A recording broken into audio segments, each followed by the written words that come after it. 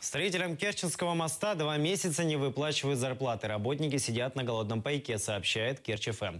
Рассказывают, при трудоустройстве всем объявили, что зарплату будут выплачивать 25 числа каждого месяца с предоставлением пищи и жилья.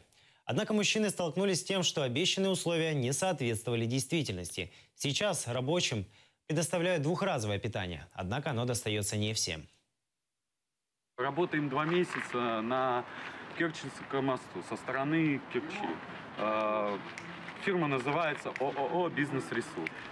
Зарплату не выплачивают, в договоре написана одна сумма, 1500 по договору, по договоренности другая сумма. В итоге мы сидим 2 месяца. Без зарплаты, без ничего. Не можем уехать домой. Все местные или все приезжие? Все приезжие. Вот живем здесь. А как вы здесь питаетесь? Питаемся мы... Как мы питаемся? Плохо мы питаемся, короче. Двухразовое питание. Кому не достается вообще? После 11-часового рабочего дня, после 11-часового рабочего дня они думают, что мы очень устали и хотим спать. Нам завтракать вообще не надо. Завтракать нам вообще не дают, и едим 2 раза в день. Воронеж, это тут кто, блин, много. С Краснодарского края, с Воронежа, откуда еще?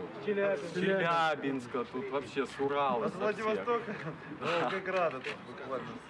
Вот не можем уехать. В договоре даже прописан, кто-то у нас кондуктор, да? Да. Вот. Кто-то у нас там водитель трамвая какой-нибудь. Есть вот А по факту? Есть, По да? факту тут работают сварщики, монтажники. Подожди, на последних Все устраивали сварными и монтажниками. Вот.